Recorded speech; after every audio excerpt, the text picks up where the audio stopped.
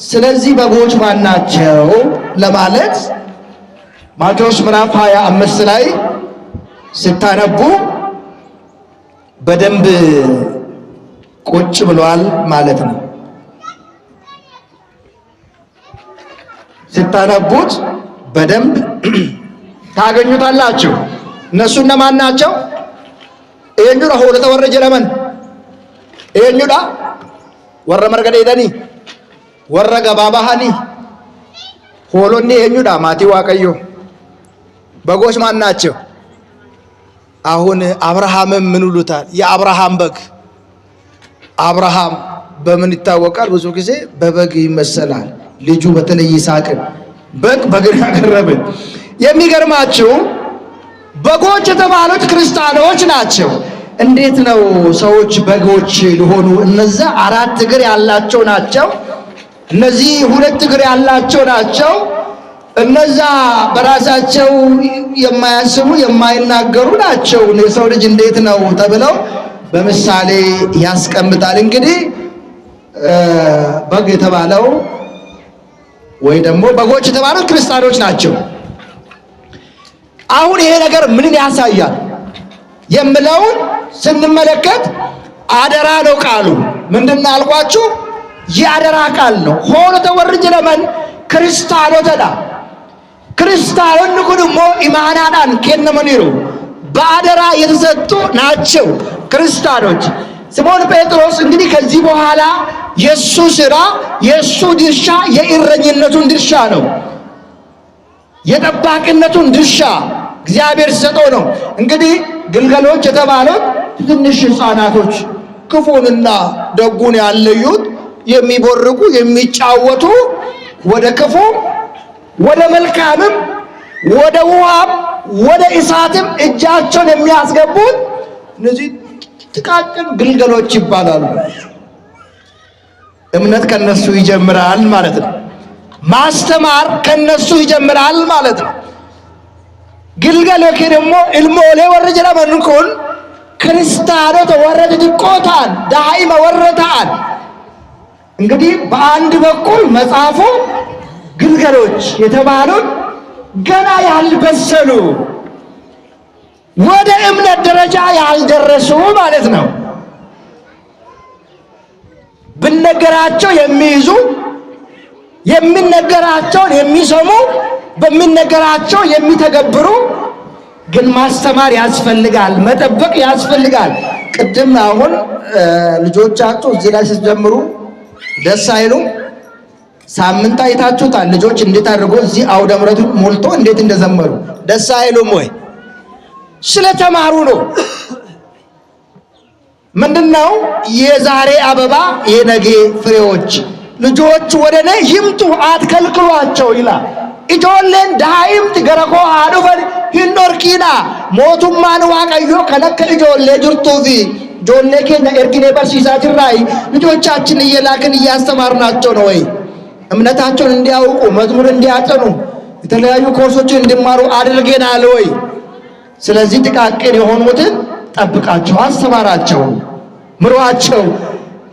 በመቀጠል ደግሞ በሁለተኛ ደረጃ ጠቦቶች የተባሉት ለእርድ የደረሱ ማንም የሚከጅላቸው ራሳቸውን ማዳን የማይችሉ ምርጫቸውን የማይችሉ ወደ ተመሩ የሚሄዱ ክርስቲያኖች ገና ወደ ትልቆችም ያልደረሱ ጥቃቅንም ያልሆኑ መለስተኞች ትንሽ ሰምቷል ብዙ ፍሬ አላፈሩ አጋዲሩ ገሩ ጥቆሽ ገሩ ሁበኖን ቀበኒ ሁንዱመት ሳን ከጀላ ሻካን ሳን ከጀላ አይዛብን ሳን ከጀላ ያኖኮ አያችሁ ሁሉ ይከጅላቸዋል። ሁሉ ልባቸው ሊያሸፍት ይፈልጋል። እነዛን ጠብቃቸው ብሎ ተናገረ። ሶስተኛ ደረጃ ላይ ያሉት ደግሞ ማናቸው?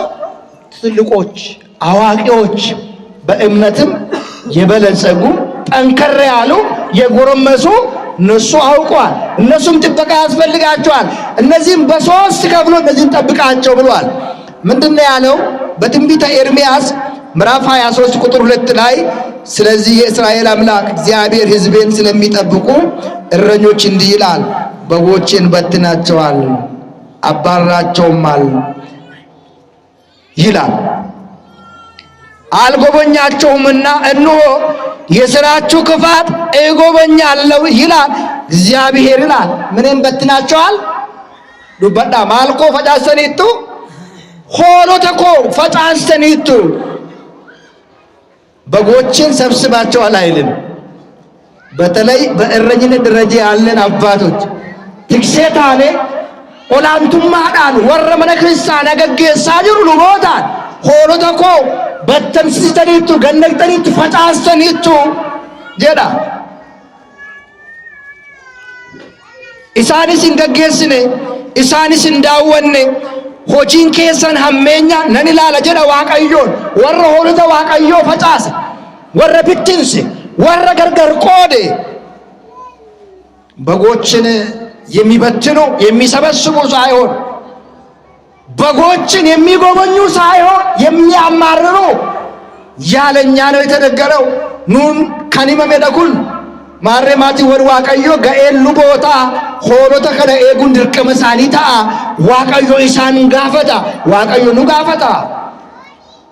ለዚህ ነው አባት የሁሉም አባት እንጂ የአንድ ብሔር አባት የአንድ ቋንቋ አባት የለንም። አላችሁ እንዲህ አይነት አባት? እዚህ አይነት አባት ካላችሁ በእውነት እሱን ቶሎ ከራሳችሁ ላይ አርቁት።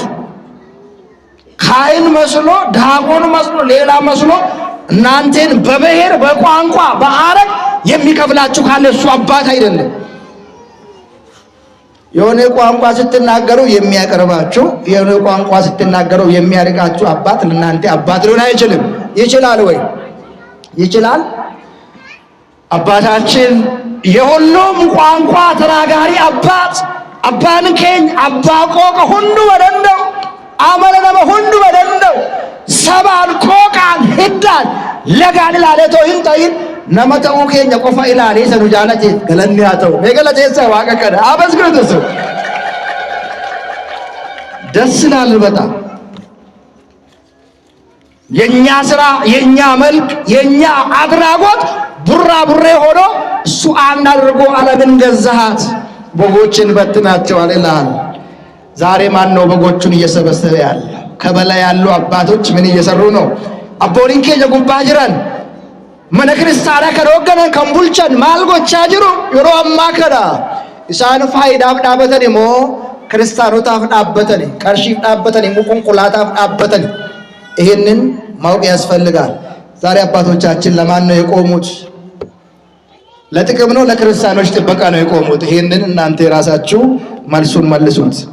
በትንቢተ ሕዝቅኤል ምዕራፍ 34 ቁጥር 8 ላይ ጌታ እግዚአብሔር እንዲህ ይላል፣ እኔ ሕያው ነኝና እረኛ ስለሌለ እረኞቼም በጎችን ስላልፈለጉ እረኞችም ራሳቸውን እንጂ በጎችን ስላላሰማሩ በጎቼ ንጥቃ ሆነዋል፣ በጎችም ለምድር አራዊት ሁሉ መብል ሆነዋል ይላል። ራጅ ሕዝቅኤል በቆና ሶዶሚ አፉር ለኮሰደ ጉባ ረት ዋቀዮ ጎፍታ ጅራታ ረከረ ጀዳ አን ጅራታዳ ትክሴ ወረ ሆሪኮ ይንቀምነ ሆሎተኮ ወረ ይን በርባነ ትክስቶታ ኦፊሳኒ መሌ ሆሎተኮ ወረ ይን ቦባስነ ሆሎኒኮ ቡተማኒሮ የዮታፍ ኛተታ አኔሮ ጀዳ ማሌቲፍ ማሌዳፍ የዮታፍ ለተኩላዎች መብል ሆኗል ይላል። አያችሁ፣ የይዳፍ ኛተታ አኔሩ ማለፍ ጠባቂው እረኛው ትቷቸው ስለሄደ ስላልጠበቃቸው እንግዲህ ብዙ ነገር ያነሳል። ጌታ እግዚአብሔር እንዲህ ይላል፣ እነሆ በእረኞች ላይ ነኝ፣ በጎችንም ከእጃቸው ፈልጋለሁ፣ በጎቼን ከማሰማራበት አስወጣቸዋለሁ፣ ከዛ ወዳ እረኞች ለራሳቸው አያሰማሩ፣ በጎቼ ከአፋቸው አድናለሁ፣ መብልም አይሆኑላቸውም ይላል። እነዚህ ደግሞ ማሰማሪያውን ይዞ ሄዷቸው በጎችን ለሚበሉ ለሚበትኑ አያቸው ምግብ ሆኗቸው አካ ኤገኒፍ አካ ቦባሰኒቲፍ ኢማናት ከነመዲ ቢያኒ ሆሉተ ወረኛተን ሳንጉድ ወረከም ወራ ልቦተ ታኒ hojii lubummaa dhiisanii kiristaanota rakkoo garaa garaatti gatan. Isaan kanaaf immoo harka isaaniitiin hambaasaa jedhu። እንግዲህ በጎች ብዙ ነው ቃሉ። እኔ ራሴ በጎቼን አሰማራለሁ እመግባቸዋለሁ ይላል እግዚአብሔር ብለው ይናገራል። ሆኖ ተኮ ደንቦ ባሳ ኢሳኔፊስ ነላና ጀቹዳን ጉያ ሐራ ከነጋ ዋይ ሆሎታ ኑበርሲሳ ሆሉኒ ኤኙዳ በጎች ማናቸው ብንባል እኛው ነን። በየትኛው የእድሜ ክልል ላይ ነው ያለነው? ዛሬ ሰረካ ከሚረጅራ የሮ ከና አመኑት ሆሎታ ወርጥ ጥቆዳሞ ወረግዱ ገሌሰሞ ወረ ጉርጉዶዳሞ ኢሳንን ከን ጀዱ አደባሱ ፊ እስን ምርጋ ኤጋሙ ቀብጡ ዱካ ጅርቱ ሜ ወረ ጅርታ ዋቀዮን ገለቴሳ ሜ ወረን ጅርታ ጨበጨባ።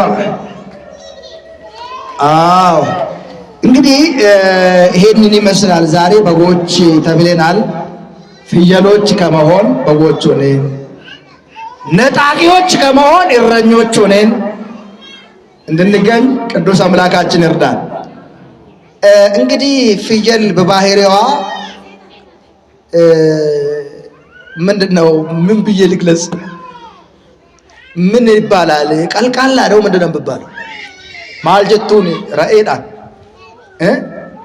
ፍየል ከመድረሷ ምን ማድረጓ ነው? ቅጠል መበጠሷ ይባላል። ፍየል በመልካም ነገር አሁን እኔ አንድ የኔ ቤት አካባቢ ያሰገረችኝ አንድ ፍየል አለች። ፍየል አስቸጋሪ ናት። የሆነ ነገር ቢተከል ይቆርጣሉ፣ ይበላሉ፣ ይቆረጥማሉ። አስቸጋሪ ነው።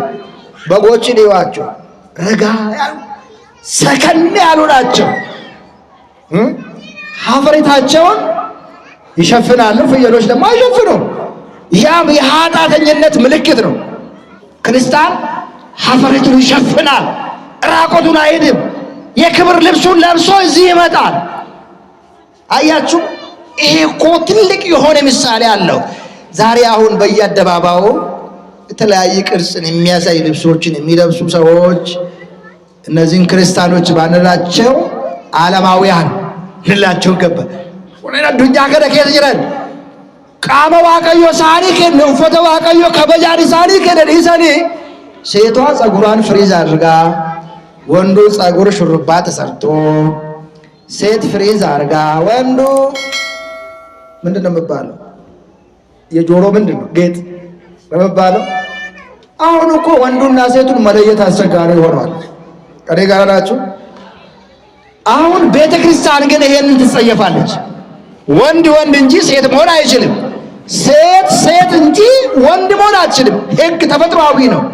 ሳምንት ነግሬያቸዋለሁ። ዱበርቲን ዱበረ ታቴ ቆማን ደበለ ኢረተው ያዱስ እንደንደስ ኢርሞ ኢረተ ኡመ ወረ ዱበርቲ ተው እንደንደው ከነ ኪታቡ መቱ ሴራን በርሲሴ አትልበስ ወንድም የሴትን ልብስ አይልበስ ይላል በዘዳግም